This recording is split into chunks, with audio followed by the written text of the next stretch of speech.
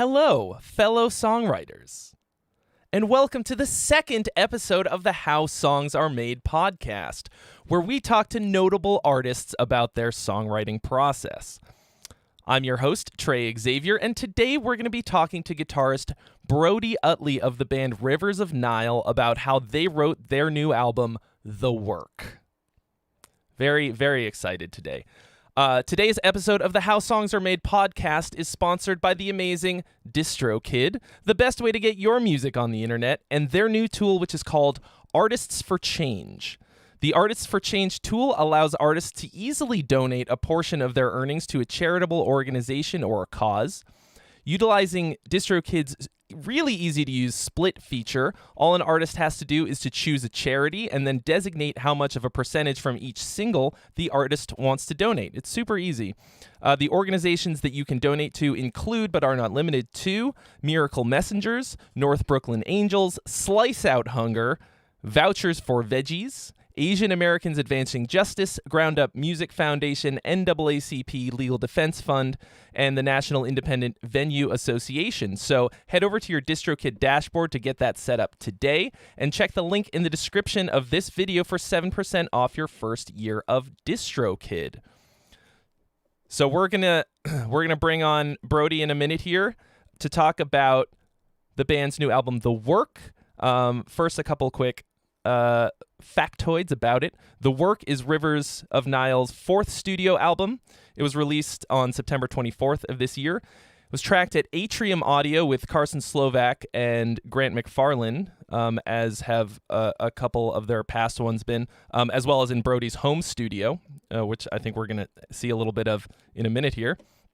It hit number 11 on the Billboard Heat Seekers chart, and it once again features Zach Strauss ripping some saxophone on a number of different songs. So please give a very warm welcome to my guest, Brody Uttley. Hello.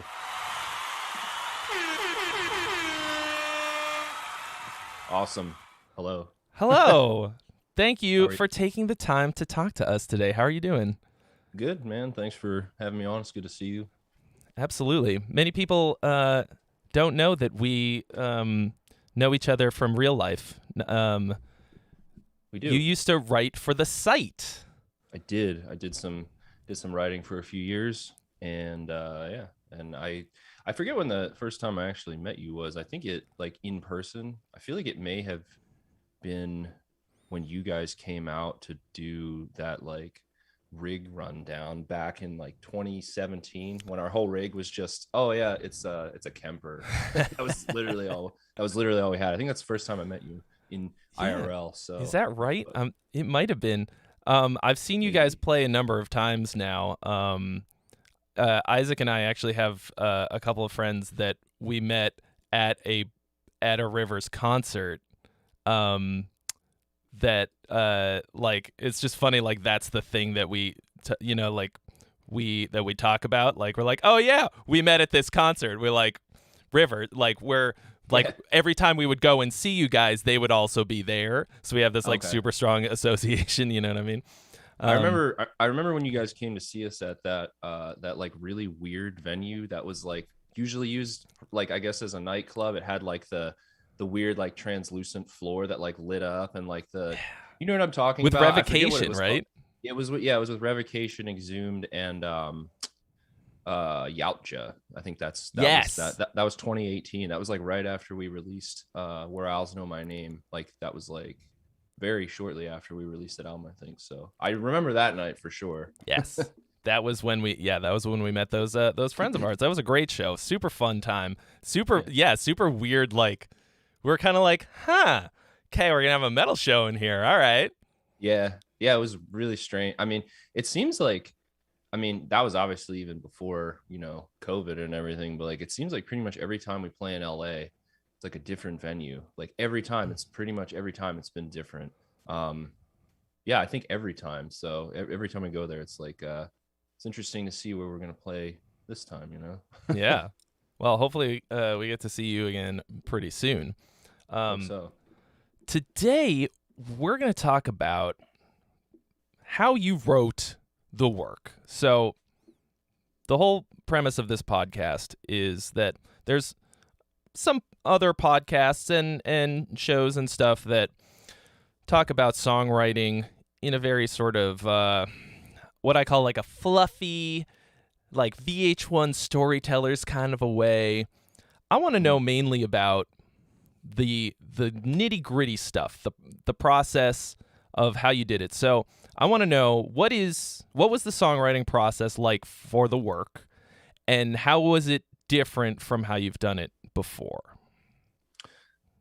Well, I think that the writing process for this record, it wasn't to be honest, it wasn't like super different from past ones. We sort of have developed a system over the years of just kind of This meeting is being recorded.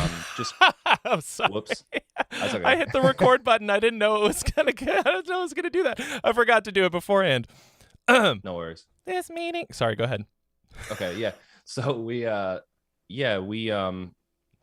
process wasn't too much different from how it normally is, other than the fact that I would say we were able to get together a lot less, mostly like almost zero getting together this time.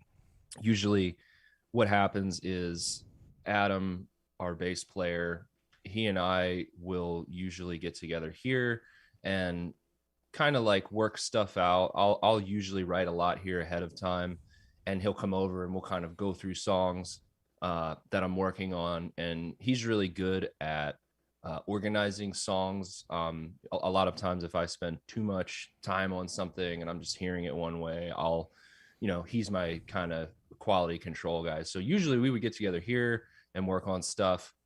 But obviously, with COVID and everything in 2020, which was when most of this record was written, and him actually moving to a different city, different state, we weren't able to kind of do things the way we normally would. So it was really just a lot of me sitting here and, sending the guys Google Drive links and videos of my computer screen, really. So yeah, it was, because we record a lot of stuff here, like on, Monarchy, our second record, we recorded all the guitars and the bass here. On Where Owls Know My Name, same thing. This time we just did guitars and all of the like, auxiliary kind of piano stuff and all that kind of stuff here. And then we did bass at the studio this time, which was a little different. We wanted Carson to kind of produce Biggs's bass playing this time around, because I had been the producer for the last few records, and this record has like a different sound for us, I guess. So I think that we figured changing it up like that, just for ideas sake, might be good. So having him produced by Carson, that was like kind of a new thing this time, but it was cool because I think the bass turned out really killer, like much different than our previous stuff, but killer nonetheless. And I think a lot of that has to do with Biggs actually like working with Carson on the bass parts instead of just me being like, yeah, sounds pretty sick, and then hitting the button.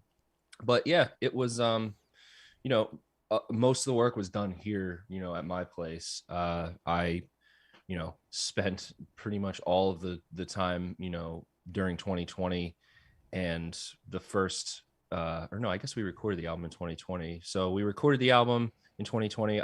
We ended up writing a lot of the album during 2020.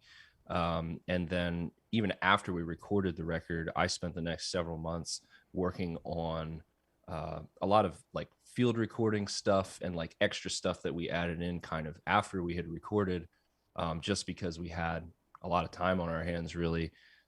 So it was a much longer writing process this time, just because nothing was going on, so I think in a lot of ways we were able to get, as much time as we needed with this project without really having to worry about, deadlines or whatever. So it kind of was a pretty relaxed record to make, I guess, just because of the time that we had. And oh, well, maybe today I'll go to this place and see what kind of weird sounds I can find, and then, or whatever, just stuff that like I wouldn't have done before.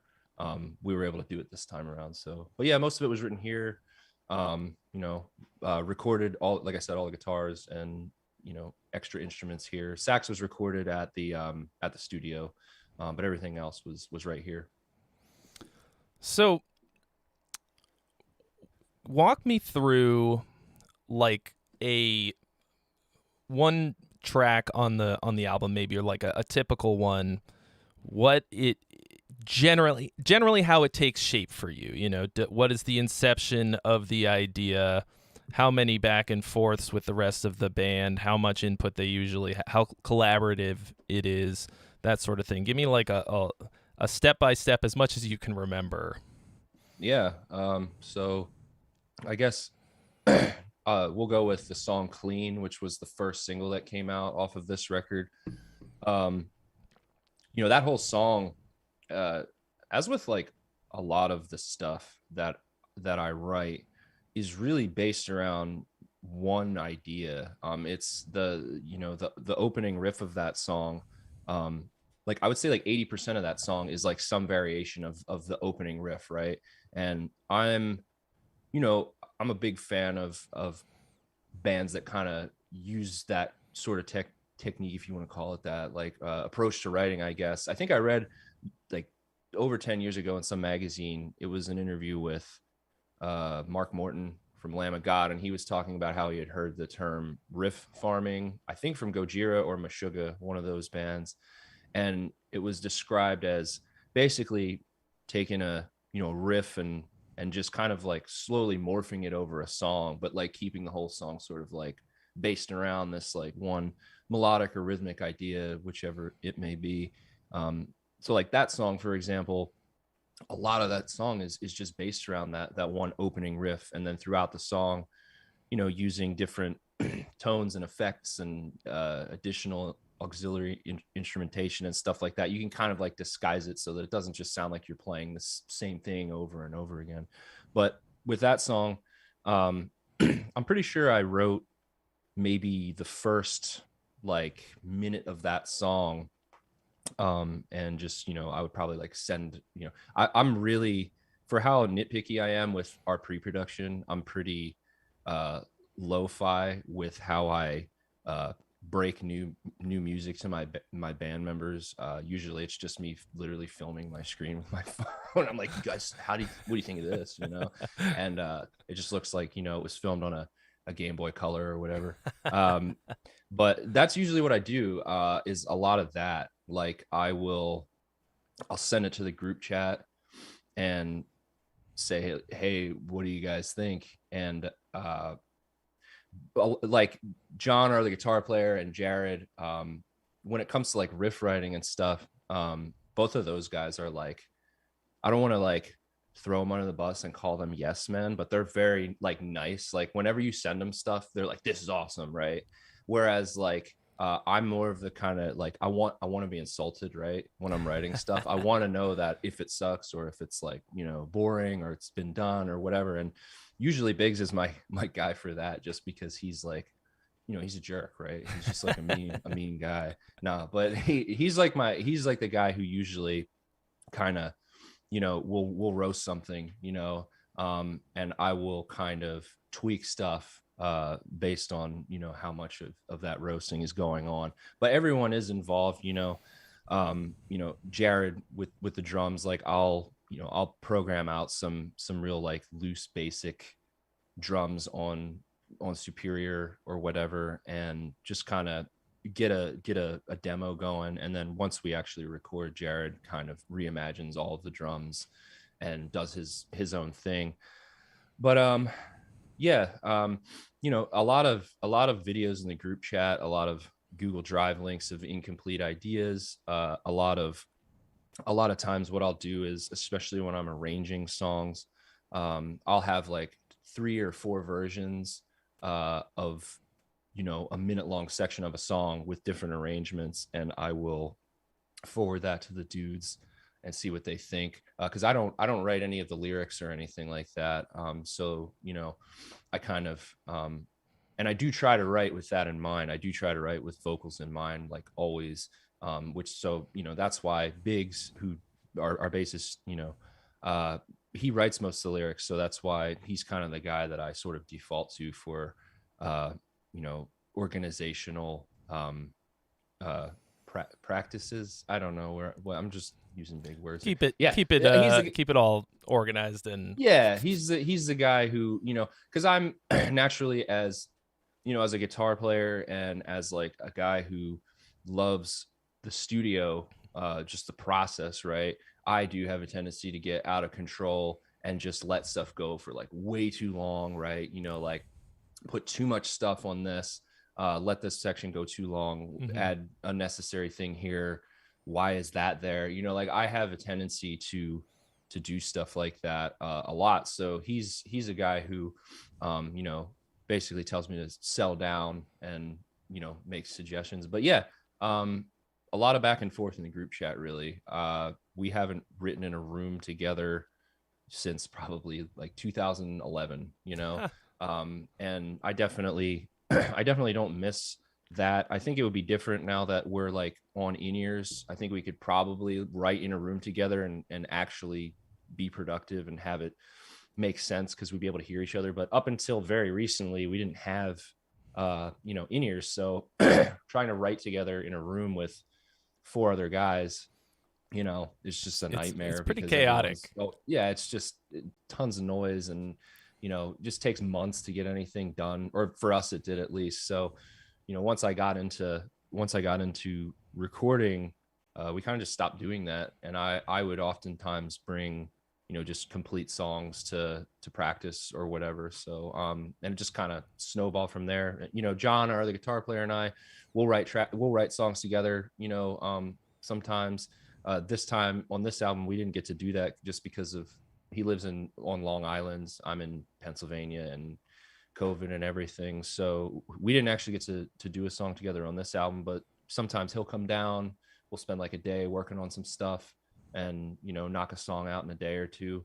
But yeah, I mean, I think I kind of got away from the original question, but with the song Clean, that whole song is really based around that one opening riff, and then the middle section of the song is this sort of big open solo section that has a synthesizer solo and like a big guitar solo, and then it kind of just goes back into how the song started. It's like bookends. It's this big weird prog thing in the middle, bookended with riffs. Basically, it's a pretty simple song, but I think when we released it as the first single for the record, I think that it was a good snapshot of I think where we were at, and it still like preserved a lot that I think people had come to like about us on the Where Owls Know My Name, while sort of bringing this new thing to the table, and making that whole middle section with like the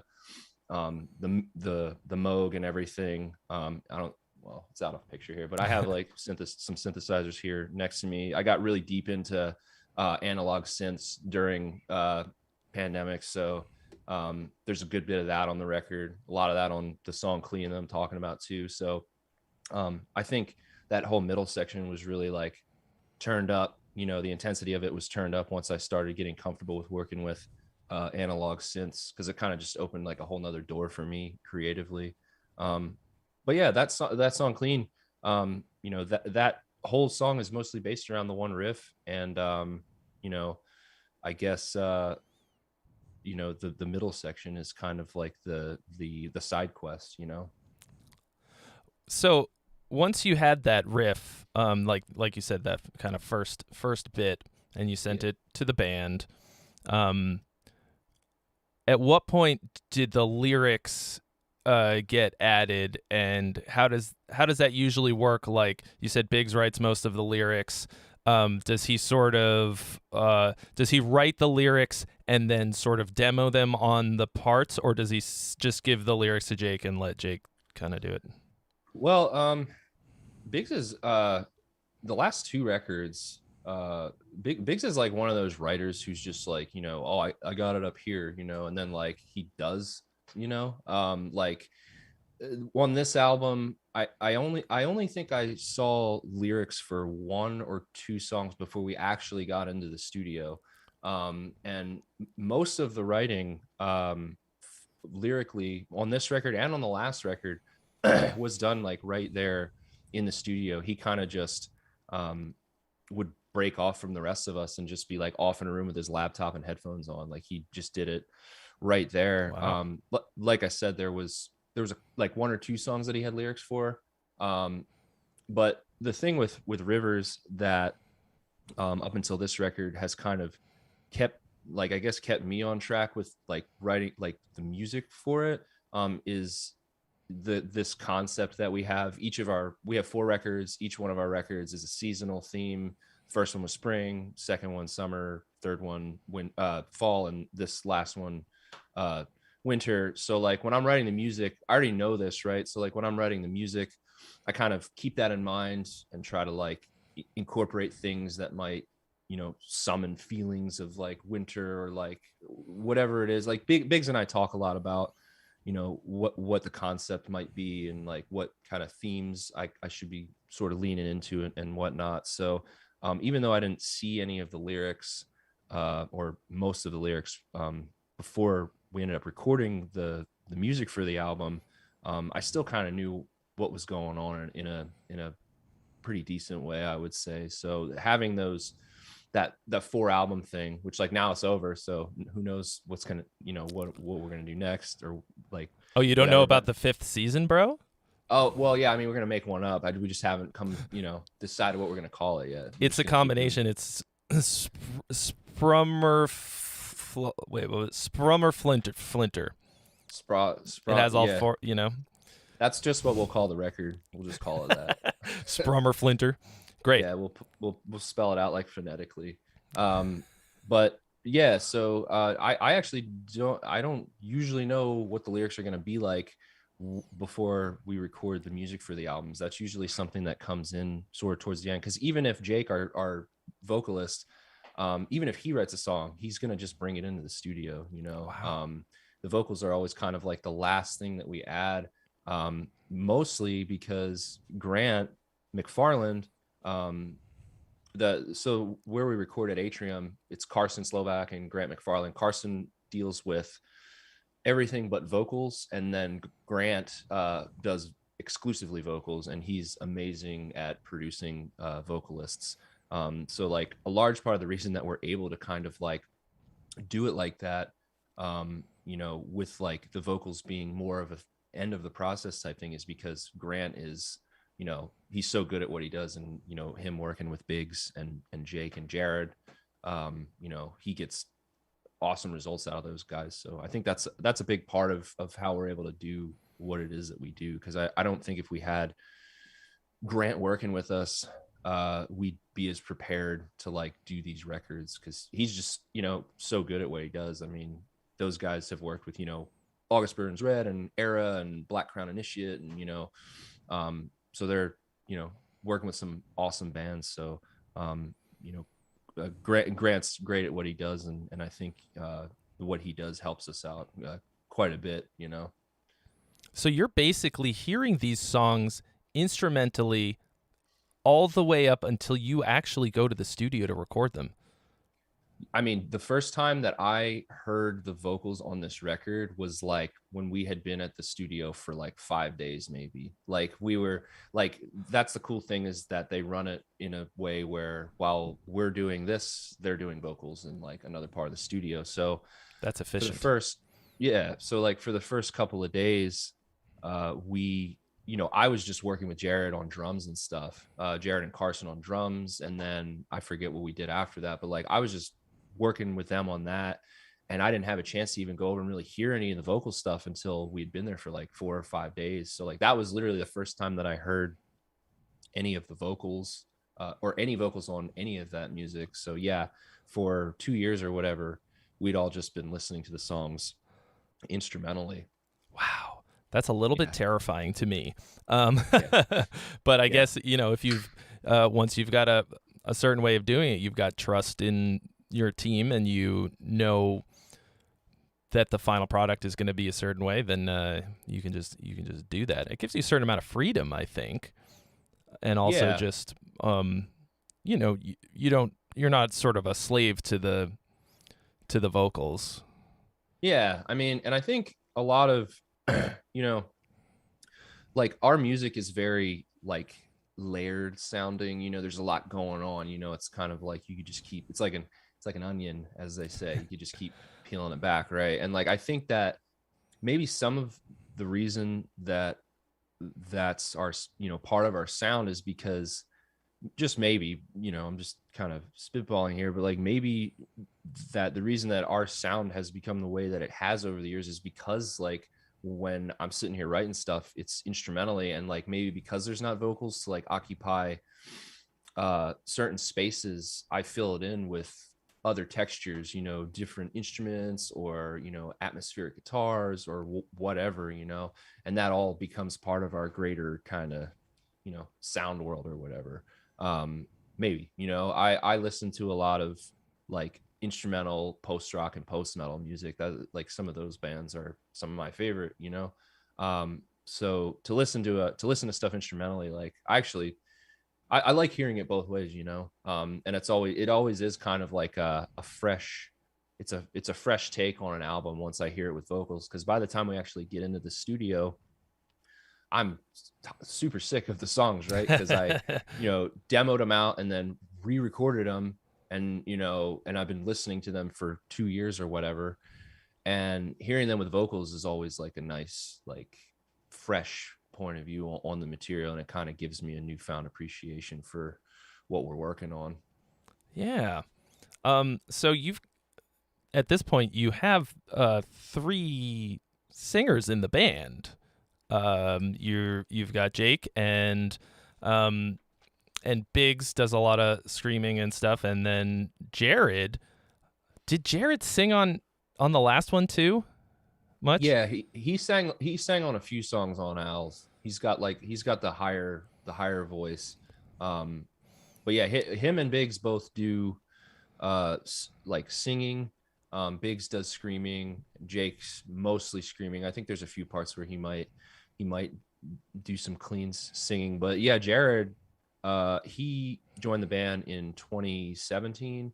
So kind of right at the end of the Monarchy album cycle when we were writing Where Owls Know My Name. And we didn't know him, like we had just met him, and like we were still kind of like getting to know each other and getting to know what each other's strengths were and stuff like that. So when he came into the studio on the last record, we were doing vocals, and he was like, "Oh, I can sing," and we were like, "Oh, okay. Yeah, okay, bro." Yeah, exactly. Like everyone's like, "Oh, dude, I first sing," like I just, and I don't know. So like it was kind of like, okay, sure. And we tried it out, and it was awesome. Like he's got an awesome voice, and he can actually, when we played Owl's, the whole album Where Owls Know My Name, like he, blasting at 270 and singing, like, he actually does it, and he's like in tune, and I was like blown away, What a find. You're like, Yeah. all right, so we need somebody who can do outrageous blast beats and all this groovy stuff that we're doing. And then he's like, well, also I have a beautiful tenor voice, so, if you wanted to use that at the same time. Yeah. What? Yeah. Yeah. I always think it's really cool when drummers sing. So I was, pretty stoked about that when we figured out that not only did he sound good on record, but he also sounded, he sounds great live. Like I'll say that about him, but anyway, Jared, impressed us so much, like throughout the album cycle for Owls and on the record Owls, that, we wanted to include him more vocally on this record. So yeah, he sang a lot more on this record. And I think it sounds killer. I love all of his vocal parts, and the fact in the back of my head, I know he's playing drums at the same time, not in the studio, but live he will be. I mean, that makes it more exciting to me. I just, like I said before, I think it's awesome when drummers sing. Yeah, I always love that too. When you're writing the tracks, are you thinking about that at all? I know you're saying that you like you don't know at all what the vocals are going to sound like until you actually get to the studio, but are you writing them, putting space in the songs for that kind of stuff? Yeah, definitely. I would say that I really started doing that on Where Owls Know My Name, whereas our two records before that were more laid out kind of in a way of like a more traditional tech death band, I guess. Like it was like a lot of riffs, and like there was stuff that there were hooks and there was, this is the chorus and stuff like that. But I think it wasn't until our third record that I really started considering like, oh, okay, like, you know, like budgeting space for vocals, right? And like realizing that, okay, even though this section I could pile a bunch of other stuff on top of it, like, or, make the drums super insane here or whatever, like maybe, maybe just don't do that, because like there's a whole other thing that we're doing after, I record this stuff and we go to the studio. So yeah, it's I guess through writing this last record in particular and the one before it, learning to, because of the way that we write these records, learning to lay songs out with vocals in consideration. Like I don't know specifically what's going to be going on, but I always try to budget space for them, no matter what, and try to lay things out in a way where it makes sense, with like verses and, bridges and choruses and whatnot. Not always adhering to that, because I know you hear a lot of, extreme bands saying like, oh yeah, we write with a pop song structure, which I definitely do sometimes, but sometimes I don't. So it's really like depends on the song, but generally, yeah. I mean, I always try to consider vocals as I'm putting the thing together, because it's, the other half of what people are going to end up hearing. So by the time you hit the studio, the songs are already completely structured out. Do you make any changes based on like producer input or anything? Like, do they ever get there and they're like, oh shit, we need one more repetition of the chorus here to fit the vocals a bit more, or something like that? Did any of that happen? No? Not really. I mean, we pretty much bring in these records to the studio and they're just like done. Like we just basically hand them, like the general like layout of the song and everything. It's mostly there. I think there may have been a few times where something like that happened, where like, oh, we should do a repeat here, or we should cut this off. Like I know for a fact on this last record, there's a song called Wait. It's the third song on the record. And I know for a fact the ending of that song was originally like a minute longer than it ended up being on the record. And that was just like me, wanting to really fade it out, and like them being like, well, like probably most people have left by now, so Yeah. maybe just Only the back. bartender's hearing this last minute, so maybe we just just let's cut the shit here, but yeah, I mean there are some things I tend to, especially when we're in the studio, because I don't know, I get like, when I'm sitting in front of like a recording setup and everything, I tend to like get kind of manic with like my ideas, like, oh, we could do this, and like, oh, that would sound crazy with like a, like a slapback and this, and like there have been times where like Carson's had to be like to chill me out, like just like, yeah, it's probably fine, so like, yeah, stuff like that. just rock and roll, bro. Yeah. So I think that most of that kind of stuff though goes on in the vocal session. Like when they're working on vocals, I know there's a lot of experimentation and, just try this, see if this works. Like, let's change this to, like most of that kind of stuff is going on with the vocal sessions, because musically, like I said, bring stuff in and it's like mostly there. I just essentially hand Carson a hard drive with all the DIs on it. And then we just start tracking drums basically. And then we reamp guitars pretty much at the very end, so, but yeah, I mean, there are definitely times when, me or any of us will get, too excited about, something, and like, oh, and we could have added all that, and they're like, hey, it's okay. So that's probably just me. I'm the crazy manic guy that just like, can't have enough of, too much of a good thing, I guess. But they it happens every now and then, I guess. You're ambitious. You have Something. musical ambition. I think that's cool. Like that's how you push, you know?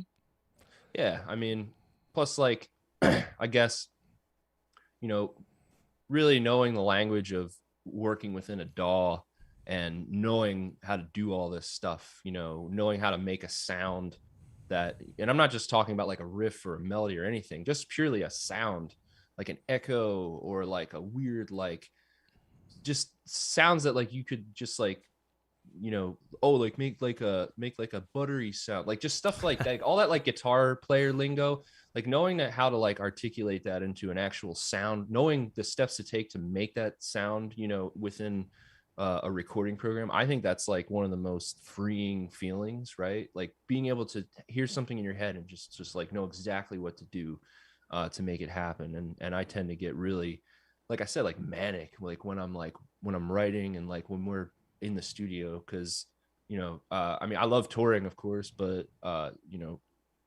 recording and writing, like that is the creative process is my favorite part of the process. So I tend to get really like, you know, wild about it and have to be sat down in the corner every now and then. Yeah, well, by the time you're on tour, you're already. Oh my God, is that a Polar?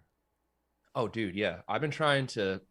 What are you drinking? Oh, the Huh? cherry lime. Yeah. I have some of Raspberry those in lime? my fridge right now. My mom goes to Costco and she picks up my girlfriend Caroline and I like these giant flats of Oh them. my God. Uh, and they're like, yeah, it's like $10 for two of them, right? So we always just have them stock. I've been trying to snag a Polar endorsement for years, but I don't think it's gonna happen. Dude, they don't know that they could be getting in front of the metal audience with you and me. Holy shit, that's so funny. Of course, you're Yes. on the East Coast, so like Polar's been there for years. It just made its way to California, so I can get Oh, it now. really? I didn't know that. Okay, Now yeah. I didn't know that they have it at Costco though. That might be a reason for me to get it.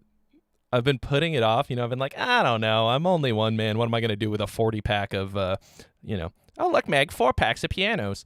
Yeah.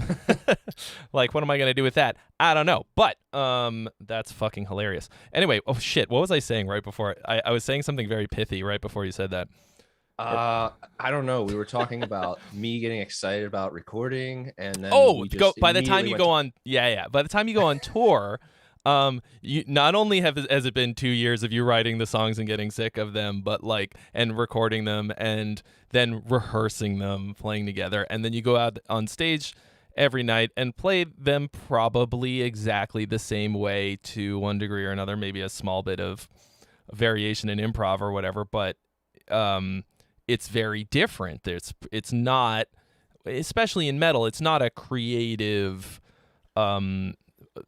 outlet. It's performing. It's Yeah. you're putting on the show. The Yeah. studio and writing, that's all the creative part. It's, you know, some people prefer one or the other, and it's good to be able to enjoy both of them, but it's different parts of your brain. Unless you're Yeah. playing jazz and it's tons of improv, it's totally different. Yeah. I mean, I think that, yeah, because I think with like jazz and genres that are more improv based, a lot of the creative process and the performing aspect of it are kind of like tied into one. They happen, you know, at the same time, right? You know what I mean? Whereas like you said, like with like metal, it is like very much like the creative process is beforehand, and then the live show is kind of like a demonstration, really, of like how good, you know, are we at like making it sound exactly like what you came here to hear, right? You know, so yeah, it is definitely different, and like I think that, you know, a large part of it is like a large part of the reason that I like the creative process outside of just liking, you know, being creative, is that, you know, when you're on tour, you know, you just feel terrible a lot of the times because you're just like, you know, your body is sore and like you have no energy, you're tired, like you're stuck in a, you know, steel tube with the same guys. Like I think a large part of like the, you know, the creative process for me is being comfortable, feeling good, feeling healthy, and like yeah, just like you know, because like I hear a lot of people talk about writing music like when they're in like the really dark place, I guess, like super depressed and whatever. And like I've found that uh I have to like be in a pretty good mood and be pretty comfortable and pretty healthy. And like if I have all that, I'm like good to go. Like I can write, just keep going.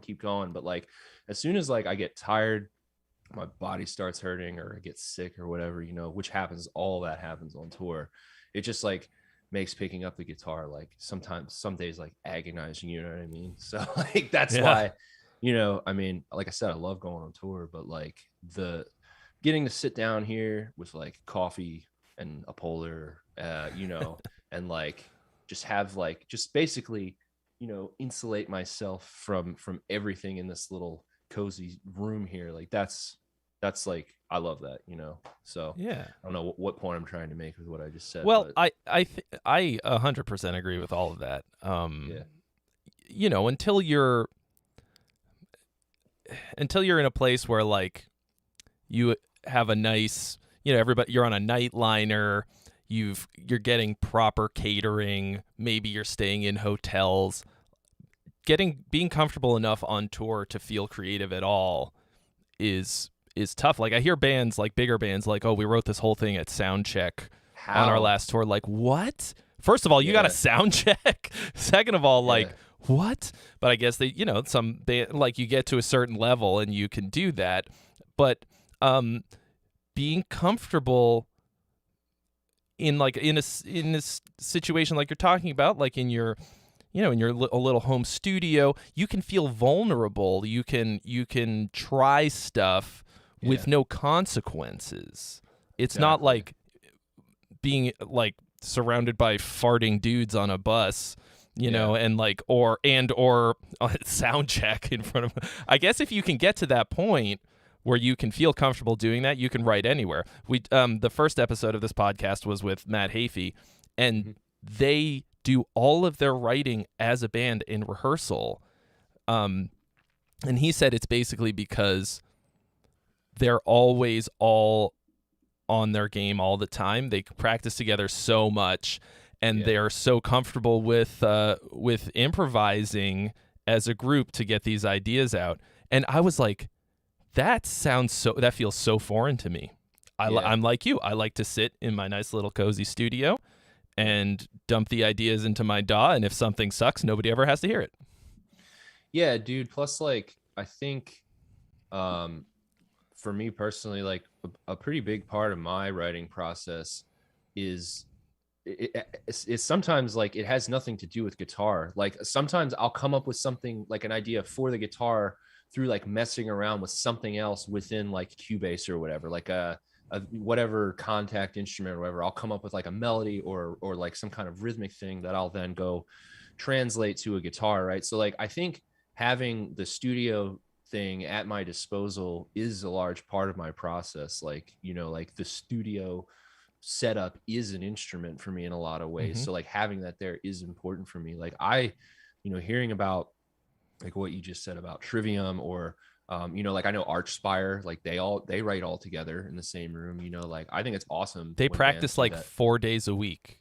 Yeah. I mean, dude, I don't know. Like if all my guys lived, if we all lived around each other, I mean, maybe we would too. I don't know. We just don't, our drummer's in Reno, our guitarist's on Long Island. Me and our singer are the only ones who live in Reading anymore. And then Adam lives in Richmond. So we're just kind of like everywhere now. But yeah, I'm like jealous of bands that can do that.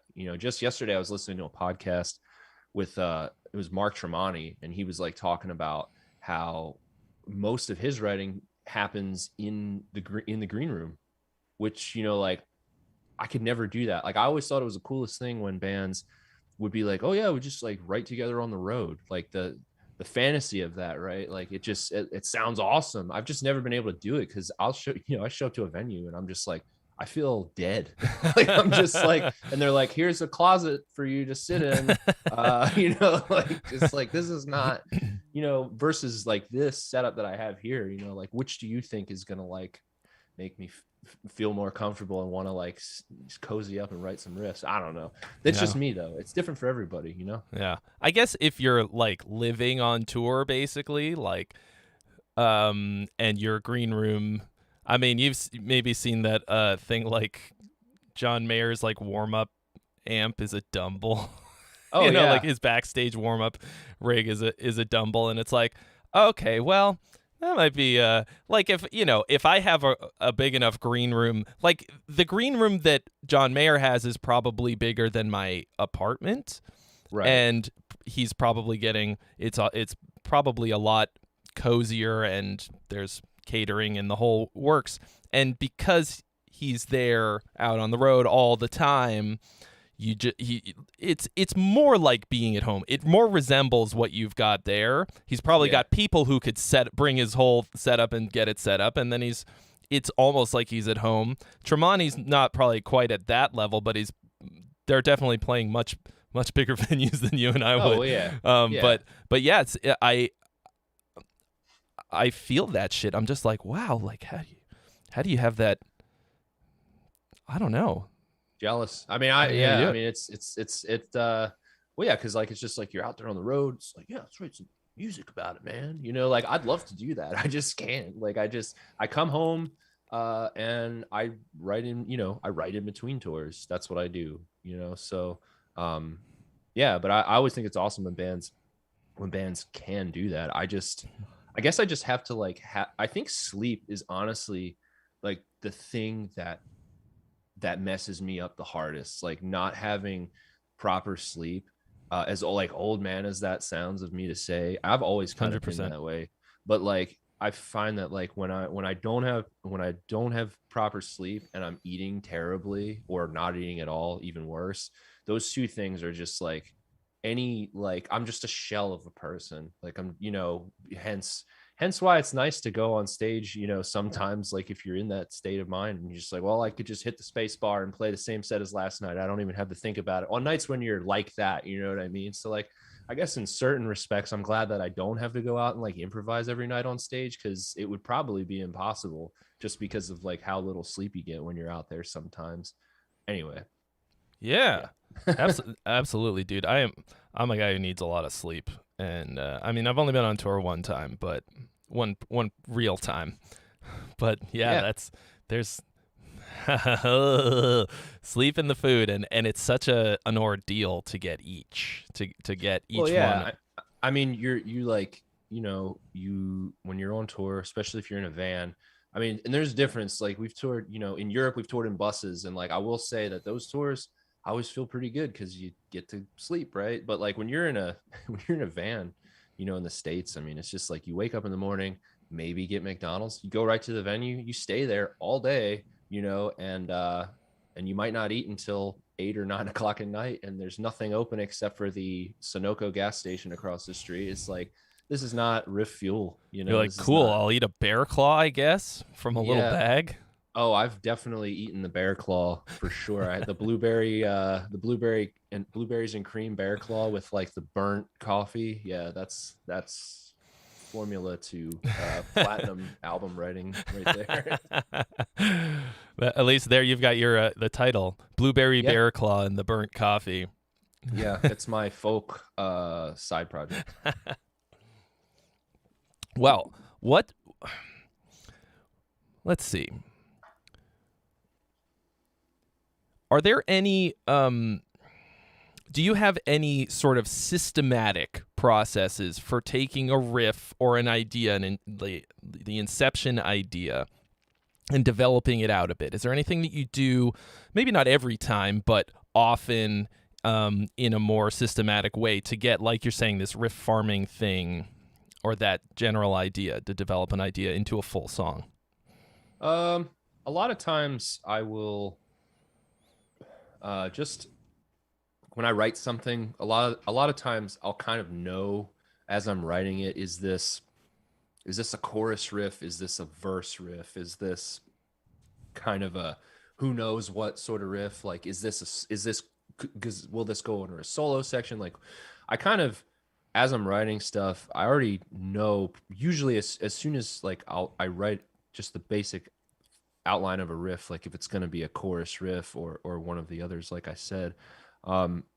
So usually what I do is I'll get a basic, and it could even be, I could do this in reverse. Like I could come up with some kind of like really cool melody or whatever, like more of like a textural thing, right? Rather than like an actual riff, and I'll kind of do it in reverse from that. Like I'll get a melody and then I'll write the riff around that.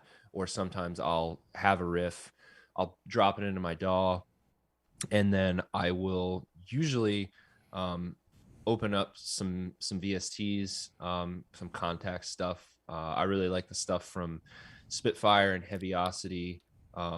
There's what's the other company? There's a company called GeForce. They make a really cool Mellotron plugin that I use a lot. TuneTrack has a good one too. But I'll open any of those and I'll kind of just start experimenting. If it's like a more bare bones riff, I'll try to come up with stuff that will, make it more interesting, I guess. Add another layer on top of it. Like if it's just like a real brutish, riff, I'll maybe try to add something on top of it that's more, pretty sounding or spacious sounding to kind of like create like that contrast. So usually as far as like a systematic thing, I don't know if you would call it a system or not, but like I'll usually pull up like a washy kind of atmospheric guitar tone with like delay and reverb, that kind of like post rock sound. And I'll just start like messing around with, what kind of more patty sounding stuff would go good under a riff. There's a lot of that in our sound, a lot of washy kind of ambient guitars that even if you can't hear them, out front, they kind of, you can feel them. And they can, those kind of like pad sort of things can really like change the mood of a riff. Like you could put like a more atmospheric thing over top of it that's like super archaic sounding, like evil sounding, if you're doing like, like tritone or like a half step kind of thing, right? Or, if you want like a more, I don't know, like uplifting and like progressive kind of sound, you could like do stuff with like pentatonic tones over top of it to kind of create that just like the black keys on a keyboard kind of sound, like I guess like over top of like more brutish sounding riffs. But anyway, I'm just getting too talky here. I don't know, I drop the riffs in and I will either use a guitar or a synthesizer or a plugin to kind of stack stuff on top of it. And a lot of times what ends up happening is through stacking, because as I said before, I tend to get carried away with putting too much on certain parts of songs. While I'm doing this, I'll get ideas through those stacks that I'm building on top of things, and those will become other parts of the song. So I find that usually when I write, I usually just need one riff, and I can kind of like start, the rest of the song really snowballs from there, I've found. So really, I guess, like I said before, the studio is kind of a second instrument to me, I guess. Because I think back to the times where I would like just sit there with a guitar and I had like a little like Boss Micro BR like recorder thing, and like just how like uninspiring it is to just sit there and just like play your guitar and then listen to your guitar back and be like, is that cool? And then like that's it. So I think like keeping myself inspired while I'm writing the song is like the most important thing, and making like my demos sound as good as they possibly can, as inspiring as they can. I think that's what really like pushes, like, it sounds like an easy answer, but like keeping myself inspired, like basically excited for like what comes next the entire time that I'm writing, is like how I write songs. And if like I find myself sitting there and just like sliding stuff around a ton, or closing this VST and opening another one and that one sounds, I don't like that. If I do that too much, I have a point at which I know that it's just like cooked for the day, and then I just usually walk away.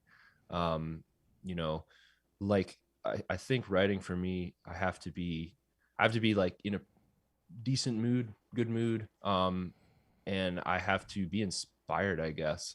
Like at no point during like my writing process am I like is it like a myth? I mean, it is. I guess I have methods, but like it's not really like a methodical thing for me. It has to be like kind of a fun and inspiring thing for me.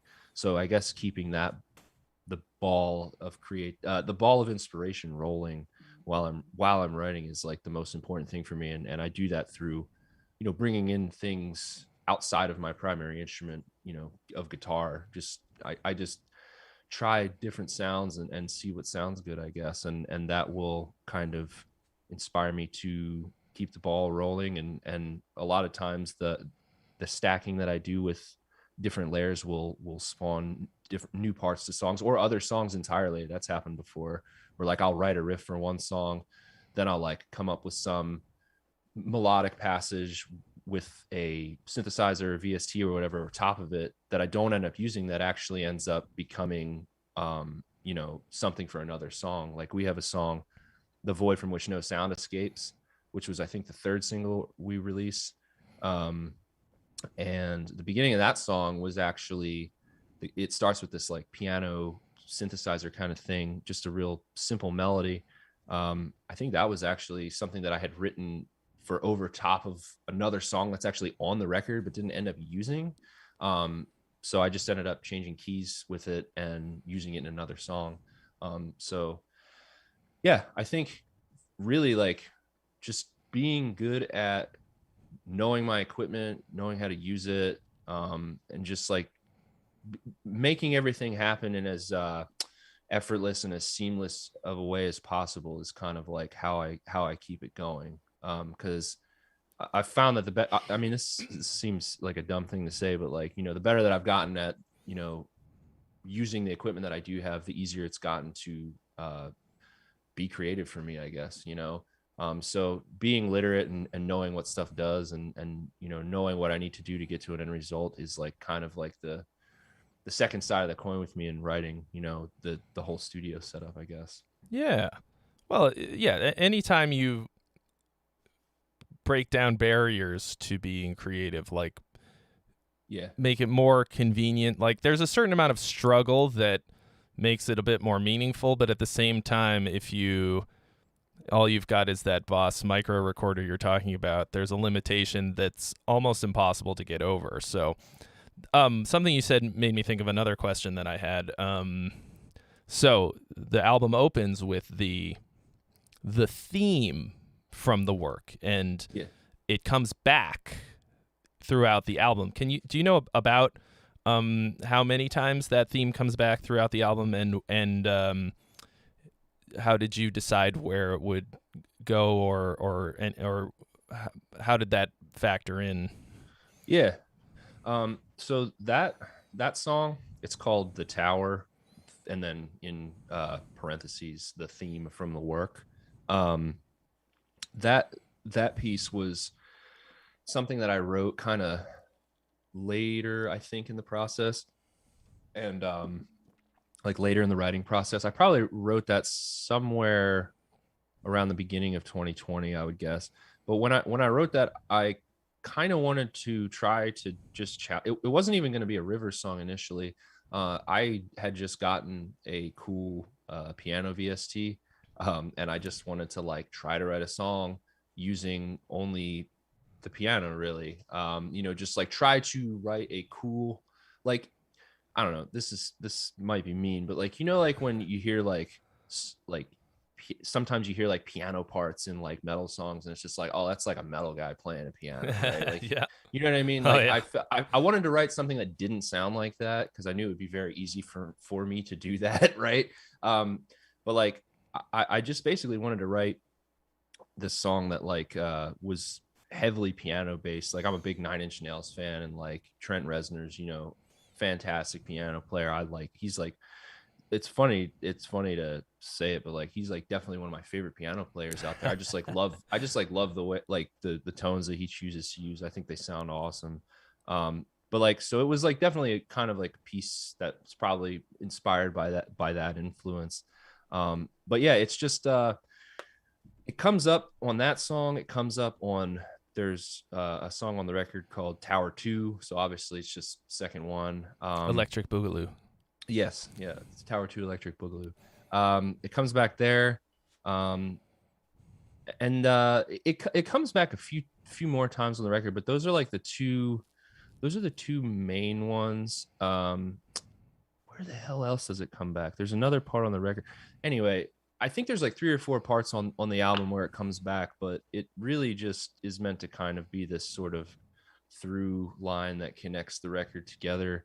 And yeah, I don't know, like, as far as like calling it the theme from the work or anything like that, like how it ties in with the greater concept of everything, but it was really just like a cool sounding it was just like a cool sounding melody, I guess, that when I wrote it, Biggs was like, we should use that more. Like that has like a, that has like an album sound to it. Like, sometimes you just hear something and like, what album it's from, like you hear like a part of a song and you're just like, oh, that's this band, this album for sure, right? Like it just kind of, he was like, it has that sound, we should try to get more out of it. So yeah, the beginning, the album starts with that, and then it comes back with Tower 2, and it's kind of like a more stripped down version of that melody, but still the same thing. I think it comes back in the song Terrestria 4. It's hard from, there's a couple of different like rhythmic and like melodic like themes that recur on the album. So but as far as like the tower, like it does pop up on the record a few times, and it's just kind of supposed to be, yeah, like this thing that connects the whole album together. We're like all big fans of, kind of like the whole album experience, right? Instead of just singles, like we wanted to kind of create something that had this kind of mood to it, and that piano piece, it had the right mood for what we were looking for. So yeah, so it comes back a lot, several times on the record, but that's definitely something that's like the opening song on the album is probably one of my favorite songs on the record, just because it is something that I put together, on the piano, and it's like very outside. When we initially wrote it, it was like, it almost sounded kind of like a Muse song, with no guitars on it. There was like, it was just like piano and strings and some synthesizers. I think it had this almost like it could have been on like Black Holes and Revelations or something. It had like that kind of sound to it. But then we brought in like, put some heavy guitars on it and some other, stuff that people are, used to hearing with us over top of it, and kind of, it just worked for the record. But that's a song that I'm, proud of, and it's still probably one of my favorite ones on the album, I would say. Yeah, I love that kind of stuff. I eventually, hopefully early next year, I'll be putting out an album, and we did that same thing. We've got this theme that I wrote that in the beginning it's like all like an orchestrated big version of it with all like VSTs, mostly Spitfire, and then like couple different songs, the melody comes back, and then the ending is the same, is like this kind of bigger version of it. And I do that because I listened to too much Dream Theater, like the whole Scenes from a Memory album and all that. They're really good at tying in those themes like that, and it makes it feel like a complete thought, right? Instead of just a collection of songs. It's kind of like the band turning and winking at the camera, like, you're still there? Yeah, we're you remember from before? Makes it feel almost like a movie or something. Like, there's characters that come back instead of just random whatever.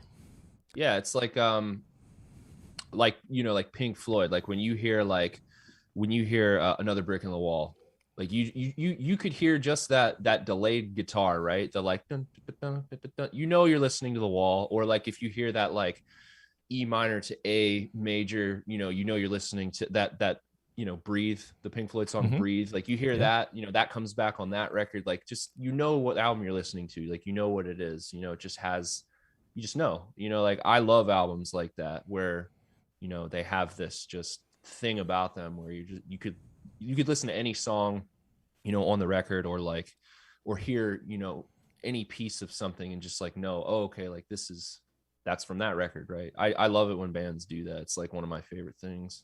Yeah.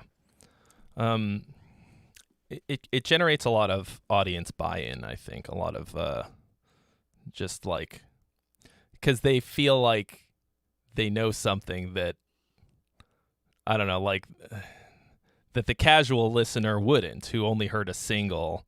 You listen Right. through the whole album maybe a couple of times, and they're like, oh, yeah.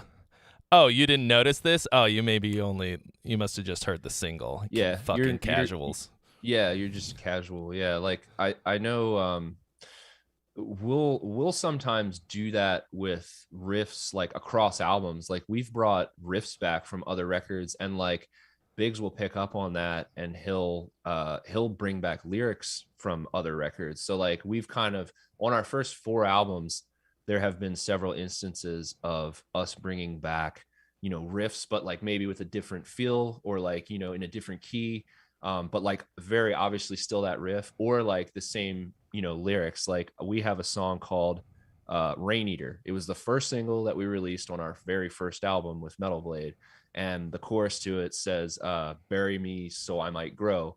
And on this newest record, on the song Terrestria 4, bury me so I might grow comes back. So like we try to do stuff like that a lot as a band, just kind of like just connecting everything together, really, because I don't know, why not? Because why not? Yeah, I can think of why no not? reason why not. Why not? So you don't write any of the lyrics, but I wanted to. I imagine that since the album has come out and everything, and you've heard all of them a lot, and probably talked to the guys about it, can I ask you a little bit about the lyrics? Do you think you Yeah, might I'm have some gonna. insight? I'll probably totally like blow it. Like anything specific. I mean, I kind of like have like my interpretation of the album. But I mean, I would Biggs is like, he's definitely like the concept lyrics guy. I'm just like the minstrel guy. But I Every band's mean, got to have both. yeah, The for sure. minstrel, the concept guy. Yeah, I'm like the minstrel / jester, I guess. Yeah. So, but yeah, I mean, it seems to me like it's just like kind of an album about, and this is going to sound, kind of blanket statement, but it is kind of, to me, I kind of interpret it as like an album just sort of like about the human experience. And like there's certain things about the album, like parallels I can draw between you know what we do as a band, right? Like, I mean, the album is called The Work. I guess you could like look at it in any number of ways. Like you could look at it as like, hey, it's certainly our biggest offering of work to the world. I mean, the album is almost an hour and 10 minutes long. I mean, it's a long record, so in that sense it's certainly a piece of work. There's a lot on the album that I kind of interpret as being reflection of what we do as a band, and like the struggles that we've been through as a band up until this point, and like the work that we do as a band, and like how that's changed all of us personally, professionally, musically, whatever. I guess like a lot of the album to me kind of says, like it's an album about like us growing up as people. I think a lot of our previous albums had more fantasy based lyrics, I guess, and this album is much more of kind, not literal, but like just kind of like almost like real world concepts that like I think anyone could understand. Like the first single we released, Clean, um that song opens up with, I want your money, your time, I want your patience and your pride. You know, and I think when that song first came out, a lot of people were like roasting it a little bit because it opens with "I want your money," right?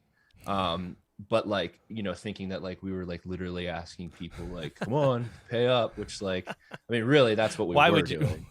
Why would anyone think that? Why? How is that the first? I don't know. Like I saw any I other don't know. lyric in the history of time, why would you take it literally? You know, this I one don't- especially. Oh, they're just in it for the money. Yeah, that's why we're Yeah. playing death metal. Yeah, we're playing death metal for the money.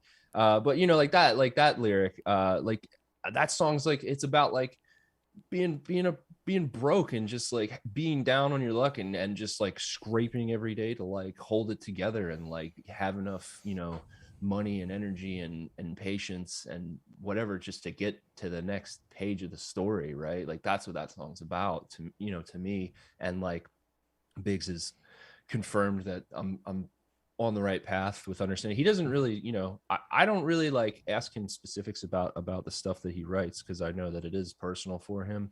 But I've picked up things here and there. Yeah. And but yeah, I think it's an album that's it's just really like about, I know a lot of it's personal to him, but like I think it's just really an album about like, you know, us as a band, you know, growing up and like expectations maybe that are put on us as a band or as artists or whatever, you know, struggling with, you know, especially a lot during 2020, like, you know, not really like who even are we, you know, like are we ever going to get to play this, you know, like, are we ever going to get to do our jobs again, you know, like where's all this going? Like it's definitely, I think in hindsight, maybe it's still too early now, but I think that like years down the road we might look back at this record and like it'll make total sense that it was like written during like the time during which it was written, you know, during a time of like such great uncertainty and like everything within, you know, our industry and in the rest of the world. But like I don't know, yeah, the album to me, it's just like it's really like kind of like a collection of like thoughts on you know, the human human experience, I guess. I mean, that's such a silly way to put it, you know, but like I think there's just so much on the record that could kind of fall under that category of like it's just commentary on like, you know, life, I guess, you know, and the hardships, the triumphs and, you know, trials and tribulations of life really, and what getting older means and you know, how that changes you as a person and an artist and all that stuff, you know. So I hope I didn't like blow that too hard if No, he's man. watching this, but you know, like I don't know, like I heard you know, I think I listened to the album for the first time like in its entirety while I was on a run once, and like I didn't really know, you know, exactly what it was about, but I knew it was serious and I knew it was intense. So you know, yeah, I haven't really like asked him specifically, but it's definitely it's a different record for us, you know. Like I said, like a lot of our stuff before was like a lot of fantasy based stuff, you know, still lyrics that I loved, but this record is like one where I think any of the lyrics on the album, like anyone could read them and probably like find something that they could relate to in them, you know, because most of the stuff is just about, you know, stuff that happens in life, I guess. Yeah, I always find that I'm more drawn to very personal lyrics rather than fantasy ones, even when the fantasy part of it is like very cool. Like I you know, I grew up listening to a lot of power metal. I love power metal, and that is the ultimate in escapist fantasy for the most part. But my very favorite was always Sonata Arctica, and they have the most personal lyrics. Like I always thought of them as being like almost like an emo band that played power metal. Like his lyrics are so super personal, even when they're about like a what's it called? Not a vampire. What's the other one? Dragon. A lycanthrope. A werewolf. Werewolf. Dragon. Yeah.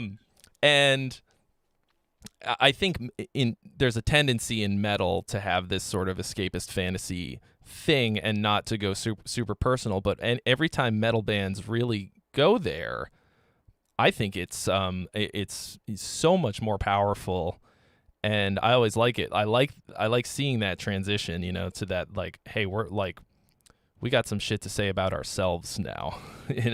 I like Yeah. that. Yeah, I was like, yeah, I mean, I was really stoked, like, when, I read the lyrics and heard the final product, because, it was, I knew it was going to be a different kind of album from the beginning, because I actually, the one song that I know I had lyrics for was the first song on the album, The Tower. And when I saw the lyrics for that song, I was just like, oh, okay, like, it's like, this is going to be different, because the album opens with like, you're out there waiting for the train to come, or maybe the rain to stop, and I was just like, ooh, I was like, this is going to be probably going to be a sad boy, I think. Not a fantasy dragons and swords kind of boy. So I knew it was going to be a different kind of album. And I think, yeah, I don't know. It's a more personal one this time.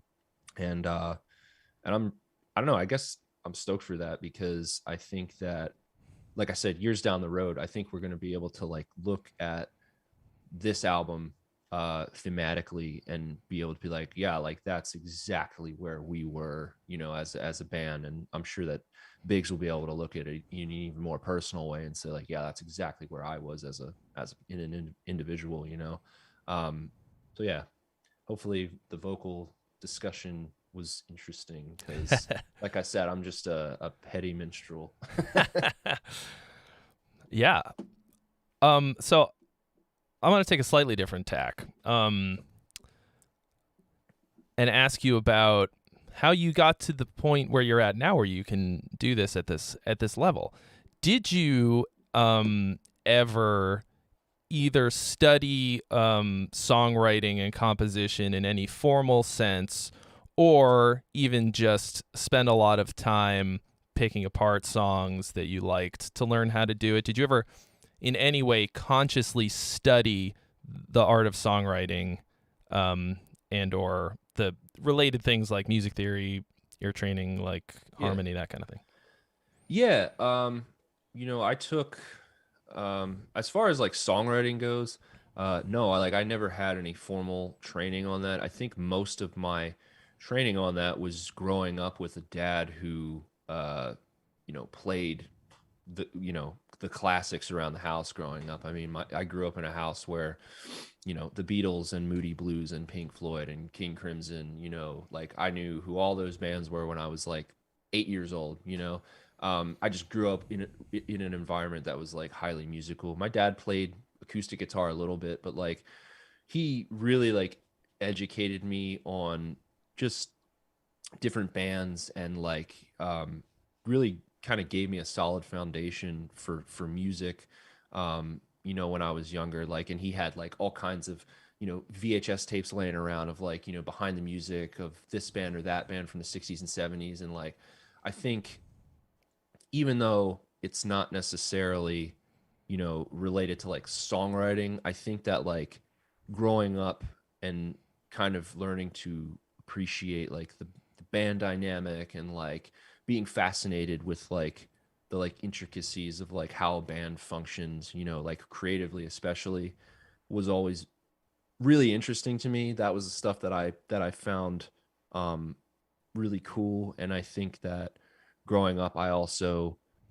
learned how to like, I think like learned how to pick up sounds a lot better through listening to those albums. Like, I would be able to, I would try to like just hear, just hear the bass, or just hear the keys, or just hear this or that. Like, I would try to pick apart different sections of songs that, I was hearing, and like try to identify like what those things were. So I think that like just growing up with, in a kind of like, I guess, classic rock kind of environment, prog rock was like big for my songwriting, sensibilities, and they still are. I mean, I still like a lot of what I listen to this day is like would probably be considered like, classic rock or whatever. I still like a lot of those bands. But I think like from a young age, hearing some of the greatest to have ever done it, just kind of like, I don't know, I guess like planting the seeds for, when I would eventually start writing music on my own. I took guitar lessons, on and off from the time I was 12. I guess that's when I would have started, and went through a few guitar teachers. um, you know did learned some theory, and really, like, I think like ear training was like is still something that, like, I think is like one of my strongest like points as like a musician and writer. Like I can hear something and like, I could figure it out like immediately, and like know what to listen for and stuff. So um I would say that, like, above lessons and all that stuff, I think just like the best training that I could have had for songwriting on my own was just listening to music, and listening to as much music as possible, as much different music as possible, as much, different genres outside of like, what it is that I'm playing, necessarily. I think having like a big palette of sounds to pull from when you're you know putting stuff together is important, because like, even though, oh well, like, this isn't how death metal band X would write a song, if all you listen to is death metal, that's going to be all you have to like reach for when you're like stuck in a corner and don't know how to get out of it creatively, right? But like, if you listen to, you know Elton John one day, and Meshuggah the next day, and George Harrison the next day, and Nine Inch Nails the next, like, I think having like lots of different kind of like sound worlds to pull from, are like a big part of like my style as like a songwriter. And I think, you know the other best practice really for me is just learning how to record myself. I think that sitting here and being able to physically see chunks of a song, like what it looks like when a song's laid out in a DAW, and experiment with like moving stuff around, and like, well, how does this work? Like, oh well, like, if I'm transitioning here, like, this sounds kind of awkward, maybe the drum fill needs to go to like a different beat value or whatever, like, like, just basically being able to see stuff like on my screen and slide it around, and see how that all works, has been like probably like one of the other most important things for me with songwriting. Just like getting good enough at recording myself that I, like I said before, know what steps I need to take to get to a certain point. So yeah, I hope that answers the question. I find it really helpful working in a DAW because you can get a different perspective on the song just by zooming in and out. Yeah. You can go like, all right, you can zoom in and sort of like do a bunch of detail work on like programming a little drum fill exactly a certain way, or like making sure that things are tightly performed or whatever. But then you can just, zoom out and see the track as a whole, see each part and go like, oh man, like this part happens too many times, or Yeah. like, oh wow, like I didn't realize that this song is now 16 minutes long, and like that might be a bit much, or whatever, or like, oh my gosh, like the main idea of this song doesn't happen only but 2 times or whatever. Yeah. And yeah, that's what I'm talking about, basically. arranging. It's exactly what I'm talking about, is like being able to, yeah, because like there's a difference between when you just listen to a song, versus, when you see it, on your screen, like the waveforms and everything like that. Because like, yeah, like you said, like you might notice like, oh damn, like I wrote this part thinking that this was going to be like this part that carried the whole song, and it only happens once at the beginning. Like maybe I need to bring it back, and maybe I need to bring this part, delete this and then slide this over so that it lines up with the part that I want to have happen again. Like it's stuff like that you would never be able to do if you didn't, have at least like a decent amount of, language within a DAW, right? So I mean, I've said it before, and, and I'll say it again. Learning to record myself was like the best thing that I ever could have done for myself as a musician. I'm super glad I did, back in like 2012, I think, or 2011, maybe even at this point. Like that's when I got my first cracked copy of Cubase, and like I told myself I was going to learn it, and I'm really glad I did because recording myself has saved my band thousands of dollars, in studio costs, and kind of just given me the ultimate freedom to sit here for as many hours a day as I want to and make sure that stuff is exactly the way I want it to be instead of paying somebody else to, sit there awkwardly while I figure out what I'm going to do. Yeah. So, yeah. Yeah, and it really emphasizes the importance of pre-pro. The fact that you could go in, hand Carson your just all pre-set up sessions, like, or with all the, at least with the, with the tempo maps and all of that stuff, and you guys can just start recording and not have to not be there and be like, all right, so this song's like 110, I guess, but like, and then in the middle it go and like, okay, like that's days. Yeah, dude. I mean, all due respect to Eric Rutan, he's a legend. I love the guy to death. But we recorded our first album with Eric, which was very much like that. We showed up with nothing. We had practiced, for weeks ahead of time, but like we just showed up and it was very much like that. Like, oh yeah, I think it's like 120. It might be like 125. Like, and it was just like great experience. I would never not do that first record because it was the best learning experience that we could have ever had. But like, it was very much like that. And like, I think it was after that I realized like, yeah, like I was like, I have to learn how to do this myself so that like we can be more prepared to go into the studio next time. Yeah. And so like I said last week, we had Matt on and him talking about the way that they do it all together as a band in a room, and they also get the pre-pro way down like that, but they don't really. They won't like demo it out and then like go back and sit there and like go through in the DAW and chop it up and everything and change it. Like it's how they rehearsed it as a band all live together, and then they go in to the studio and it's ready to go. That scares the ever-loving shit out of me because like I need to take a lot of time to sit there and like really like make sure that the song's not too long, make sure everything's dialed in, all the harmonies are there already before they hit. But they still managed to, I think he said they tracked the whole thing in 2 weeks.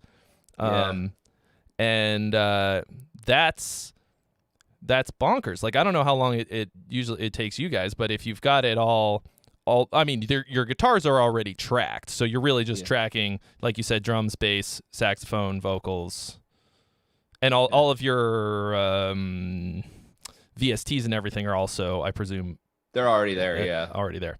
So like I guess the question is, how long did it take you to track the album? Give or take. Actually, I think it was around 2.5 weeks. Like that was including like a couple of days where we mixed, and then I think we mixed a couple of days after. But yeah, I think it was around, I think we got there like the 2nd of November, and I think we were done by like the 19th.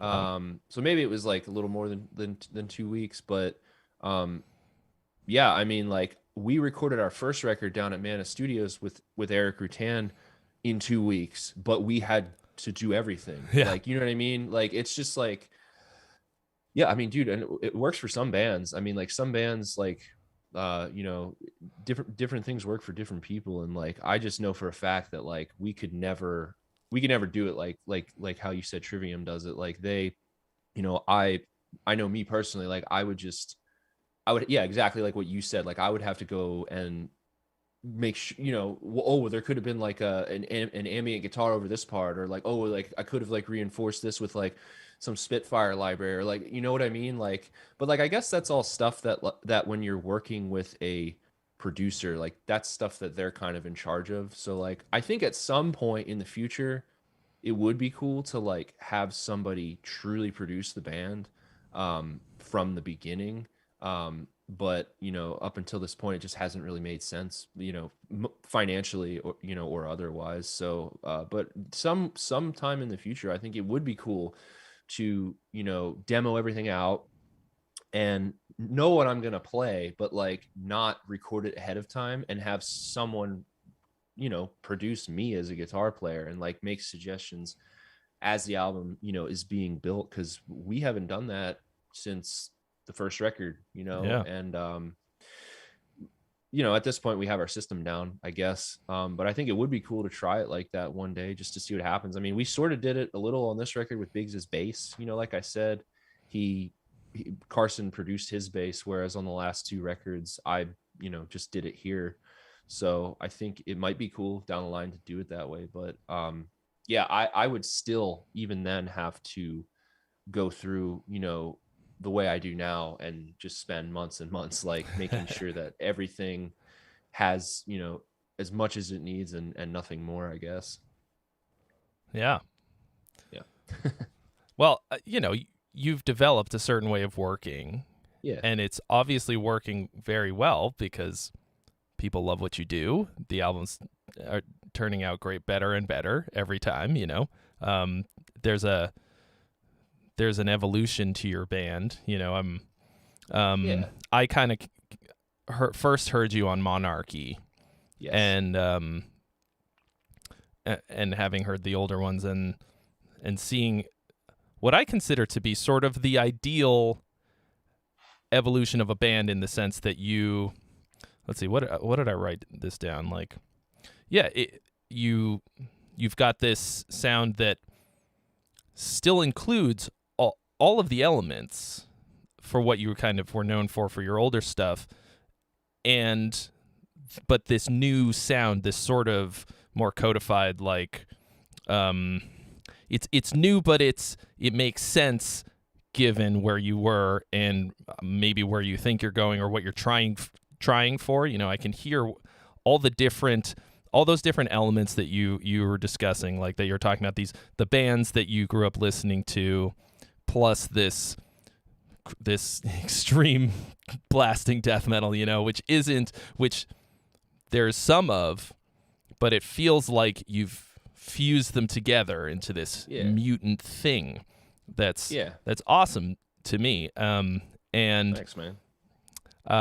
So sometimes you could wind up with the wrong producer and they could kind of ruin that. You could make something that is just doesn't make sense in that evolution. Or you could find somebody who like looks at the whole picture and goes like, oh, here's the thing that this needs to be, and all of a sudden there it is, boom. And I think that's why Carson and I work together so well.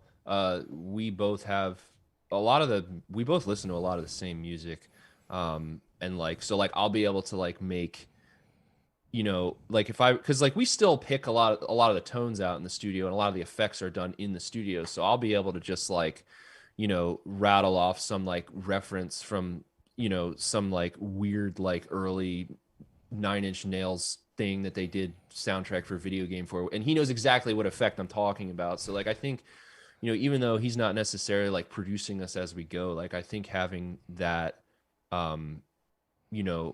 I think having that like that language, and like he's like the chillest guy ever, and I think having just the comfort, because we recorded our first EP with him back in 2009. And then again in 2011, they recorded the demos that actually ended up getting us signed to Metal Blade. And then we've done 3 records with them since then. We can be our 100% selves around those guys, and like it's totally fine. So I think, just the comfort level around those dudes is real good. And I think that's, an underrated part of the dynamic, because, if you're, if you don't really get someone's humor, or like you feel like, looking at the clock all the time, like, or whatever, like those are all things that can, make an album more difficult to make. And I think that those guys very much get us and our humor and our personalities and, our individual needs, I guess. as much as we understand them. So I think that's to what you said, about having the right producer and everything like that, like I think, that's something to be considered as well, is just like having like a universal language, with the people that you work with, and just understanding each other kind of like on a subconscious level, I guess. Yeah, that to me sounds like the best way to get the best results, because you might have, I don't know, some legendary producer, somebody who's, I don't know, expensive and works a certain way, and you just don't get along at all, and the final product is not going to be any good. I've seen that kind of thing happen before. They hire somebody and it's maybe the label's like, oh, you should work with so and so. They worked with this other band and produced a hit or whatever, and it just doesn't happen. But if you've got a great working relationship with somebody, and you're comfortable, that will inevitably produce a greater product, I think. Dude, I absolutely agree. I mean, I've had, after we released Owls, I had a couple of producers, reach out to me who like, I'm a huge fan of, like a fan of their work, like I love, the albums that they've done. One of the producers, that was interested in working with us has done some of my favorite records ever. And like, you know, we still ended up going with Carson and Grant, just because like we have that, like, that dynamic, which like I think is way more important than like, oh well, this guy's done this sick album. I don't know, I just like, I guess that's the common thread that runs through everything, with what I do, is like I need to be, comfortable and in a good mood, I guess. Like when I'm writing, I have to be comfortable. I can't feel shitty or like, nervous or anxious. Like, I think that, the comfort thing is like super important. Like I don't, I know a lot of bands, you say like, oh, we work well under pressure and stuff like that. And like, I don't know. I don't know if I do. I think that I do best when I'm pretty relaxed and everything's real, like low key, I guess. I think that's when I feel like I'm functioning at full potential. Great. It's very important to know that kind of thing, because you can wind up with some you're like, I work really well under pressure, and then you don't, and then it's time to go, and I mean, there's a difference between there's a difference between like being lazy and like not working well under pressure. You know what I mean? Like it's not the same thing. Like, I mean, I still like, I have like mental kind of like schedules that I keep myself under, deadlines on certain things. Like, when I'm re-recording stuff for the final, the final studio session, like I'll budget time. Like, I'm starting on this day with the guitar tracks. I need to have this done by this. Like, that's the kind of pressure that's like productive for me, but like having, egos or whatever, like that, just like arguing, like none of that stuff like produces a greater result for me or any of the guys in my band.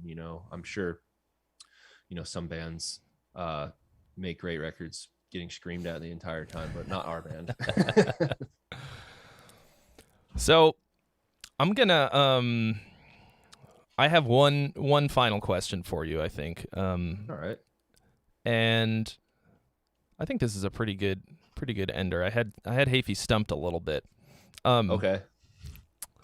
Ready. Is there anything that you did on this that you've never done before on this album? Oh, yeah. Lots of stuff. Oh, lots of stuff. Yeah, I mean, we the one thing, which is like one of my favorite parts of the record, and is like, I don't know, it's like, I guess it's a little underrated. Like I haven't seen that many people talking about it, and it's like my favorite thing about the record. I spent a couple of months gathering field recordings from around the area that we live in. Like there's the sound of our hometown is like weaved into that record so hard, it's like not even funny. Like the train, the record starts with the train that is right over there. You could see it if you were here. It's like I recorded this train that runs by my house and like ran it through like Valhalla crazy verb, and it sounds like, some insane Hans Zimmer noise. And like, but I also like, went to these like abandoned like places around where we live at, and like old like, industrial parks from like the 40s that have since closed down. And I grabbed just like sound, like, are you familiar with the plug-in Damage? Yeah. Like it's like the sounds of like metal being hit and like cars exploding and stuff. I basically made my own Damage library, through going to these warehouses and like recording the sounds of, doors slamming and, counterweights dropping in these massive halls that were just made of concrete, and they just would echo for 40 seconds, because there's nothing in these big empty halls. And like, so anyway, I got like gigs and gigs of wave files of this stuff, from just going out, for a day and here or there and grabbing them. And then what I would do is I would bring them back and cut them up into like drum loops basically. And like at certain parts of the record, I would like reinforce like, actual drum parts with these like, crazy like, sounds. And then other times, like I would even use those sounds to like carry the entire like rhythm of the song. I would like design like a whole rhythmic loop using different sounds that I grabbed from, whether it was warehouses, or some of them are from when we were on tour. Like I know there's one song that has like the sound of an ice machine from Sweden in it. Like just all this like, different stuff. And I tried to like, some of the stuff exists on its own, like just unedited, like field recordings. Like I would just take literally what I recorded and put it over a certain section just to create like a vibe. And then other parts, like I said, are like cut up and like basically like played as an instrument on the record. Like the song Focus, which was the second single we released, that whole song is kind of driven by this like one continuous percussion loop. It's like really like kind of tribal sounding, and it just goes for most of that song. And that whole loop was constructed using just these sounds that I got from these warehouses around where I live at. And I don't know, that's something we did on this record that we've never done before, was field recordings. And, not just field recordings, like, oh yeah, let's record a dog and put it on the album and that's it, just to be weird. Like it was like actually like I tried to like make it musical, and like weave it in with like the rhythm of the song. Oh, it's getting kind of dark on my screen here. Yeah, but it's okay. Just kind of the field recordings though, that was like the one thing we did on this record that was like definitely different. It's definitely my favorite part of the record, just because it's so different from what we've done before. And I'm just like a fan of like weird stuff like that working its way into albums. So the field recordings were definitely new for us, as well as the use of analog synthesizers, because I know, how easy it is to just pull up a synth, a soft synth or whatever. And like, I don't actually know if the analog ones sound any better than, the good VSTs, but like having like knobs to turn and stuff to hit with your hands, like there's something about that. So like analog synthesizers are another thing on this record that we brought in that we had never done before. So those two things are like two of my favorite things about this record, because I feel like it just like, it just like really like brought a different dimension to the album. Yeah, I did notice that, and I did hear a couple people talking about that a little bit in reference to the album, and some reviews and some just chit chat around like my Discord and all of that. And there he is. A little better. And yeah, you can hear. I mean, I wrote down something here about like sounds of birds and and some other stuff. End of the album. Yeah. Yes. See, that would be, the birds would be a good example of like tying, like we were talking about like themes that come back. Like, so like our first record was a springtime record, and at the end of the winter record you have the birds. You know what I mean? Shit. So it's like So stuff like that though. That's like my. That extra stuff was like my favorite stuff about this record for sure. Yeah, really going the extra mile to to create the atmosphere, the soundscape. Yes. And Yeah. that's a thing that a lot of metal bands don't do that well, for a number of reasons, but sometimes there's just not sonic Yeah. room for that. This album has a lot more room. I Yes. noticed that, a lot less full out blast beat craziness, a lot of space for you to put that kind of stuff in, and the hugeness of the band that was always there. Okay, you always had these big ambient soundscapes, with a lot of your like lead guitar parts and synths and stuff, but it was always accompanied by a wall of death metal, which I love, no question. But it sounds like you were able to put a little bit more emphasis on the other stuff along with that because you left this room in there.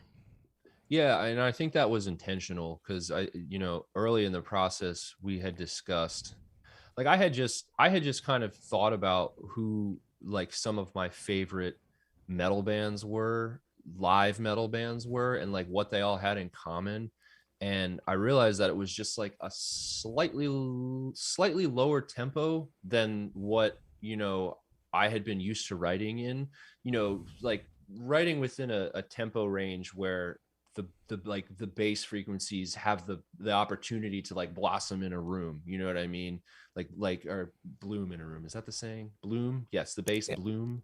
But like if you're just like stacking 16th notes together at 260 beats per minute, like there's no chance for like that sound to like react to the room and just have that like impact and stuff that I find that is my favorite thing about like some of my favorite live metal bands, whether it's Gojira or Meshuggah or Mastodon. You look at those bands and like even Gojira at their absolute fastest, they're doing like 210 220, right? Like 210 220 beats per minute. Like maybe there's a few exceptions, but like I had like that was an intentional thing this time because I really wanted to like just create space and like leave space for other things and like give frequencies a chance to kind of like react, and kind of just like I don't know, instead of creating like a super claustrophobic sort of feel, just like having that like you're like in a big room or a cave or something, so yeah, that was definitely intentional. From the start I knew that I wanted to write songs that were not slow, but like just like more like driving. They had like more of like this driving energy to them instead of like insanity the entire time. And that's not to say there aren't those crazy moments on the record, because there definitely are. But like the first single, Clean, I mean, I think that song is like 100 beats per minute, depending on how you want to like look at it. It's like either 100 or 200, but like it's that's pretty slow for a death metal song.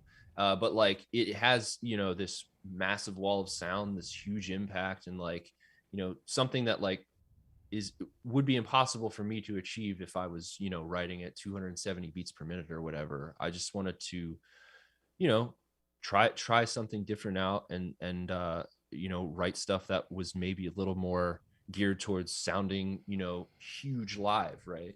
Because like I feel like and that also has a lot to do with like touring a lot on Owls, I think, and like noticing like what parts of our set I really felt like like the crowd was like reacting to really positively, and like when I felt like we were like really firing on all cylinders. And I noticed that it was like the vast majority of those moments were like are more like not slower stuff, but just like stuff that was like just less like just jammed right up against each other, like where we gave a chance for the music to breathe. I noticed that it was those moments that were really like connecting in a live setting a lot better than the stuff that was like just blast straight through, I guess. I still love both, I love both, right? But on this record specifically, I knew we wanted to turn the tempos down a little bit just to create space for any extra kind of sounds that we might want to bring in, and to maybe just give a different live experience. Well, I think you nailed it. Thanks. What you're describing is what I felt listening through the whole album, as I did many times to prepare for this, and just to enjoy it. And I think it's an amazing album. I think it's the obvious next step in the evolution of the band. And congratulations on making something so great and on the success of your band. It's been really fun to watch. And thank you so much for taking the time to talk to us today. Yeah, man. It's good to see you, Trey. I hope to see you IRL very soon. Yeah.